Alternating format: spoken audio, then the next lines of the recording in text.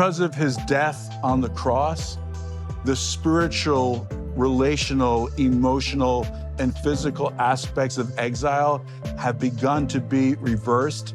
And now as a result, we can experience spiritual, emotional, relational, and physical healing and wholeness, which is something all of us need, especially in the world today that is so fragmented and broken.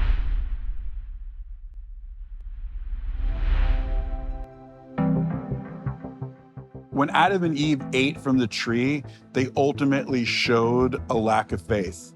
And when we look at the fall, there's something we can all learn from it because it actually paints a picture for us of what exile looks like. And there are these four aspects of exile. And really, exile is about disconnection and it's about distance. And all of us have experienced distance and disconnection in our life.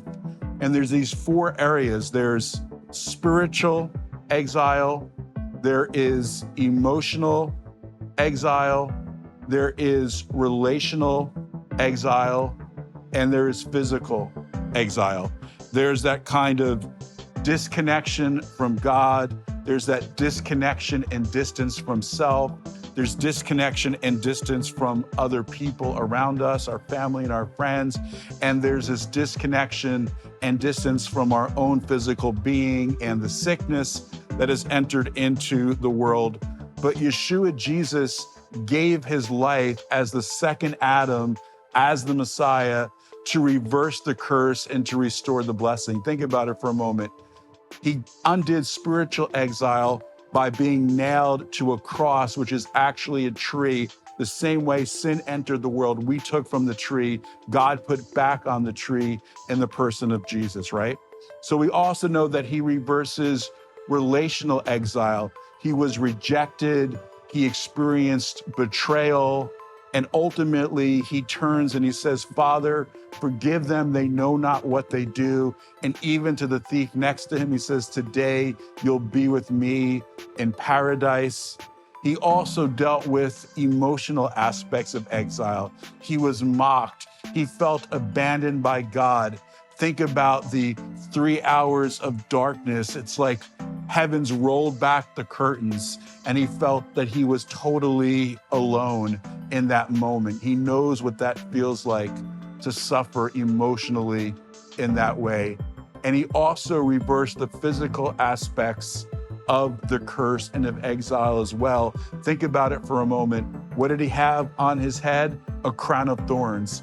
What's the sign of the curse of creation? The grounds would produce thorns and thistles. He's literally taking the curse of creation on his head to reverse it and to restore physical well-being to our lives.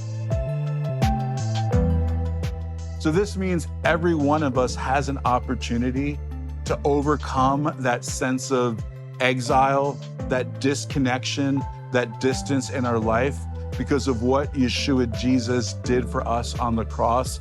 Exile has been reversed and restoration has begun.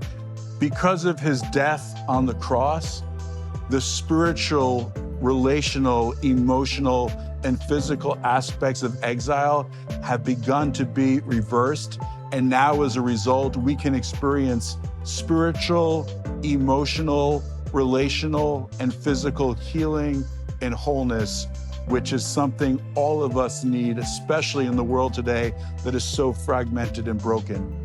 But I want to ask all of you a question. Have you ever experienced in your own life that sense of exile, that sense of disconnection and distance?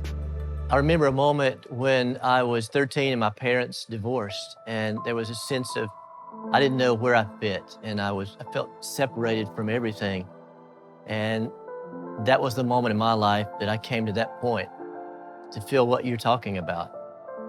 Wow, thank you for being vulnerable and sharing. How were you able to get through that? Well, I had someone to come and stand beside me and walk with me and mentor me, and I began to see Yeshua, Jesus, as that person who brings that fulfillment rather than all these other things. And so he himself, through me knowing about him more, Help me to come to the place of feeling complete in Him. I struggled with a lot of depression in my life, a lot of anxiety also.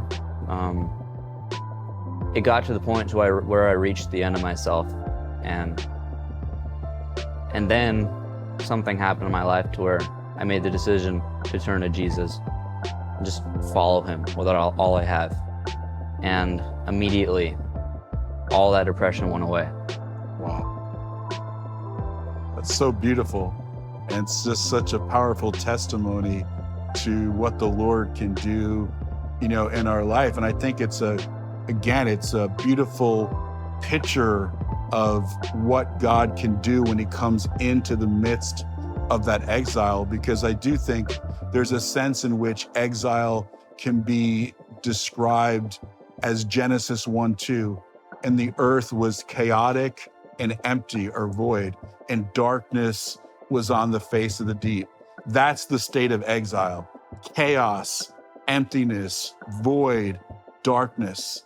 But when we invite the Lord in to that space, into our lives, into our heart, it begins to fill us with His light and His love and His peace and His presence that begins to undo those things that we're struggling. Sometimes it's immediate, and sometimes it's a process that God begins, but the one who begins the good work promises that ultimately He's going to complete it.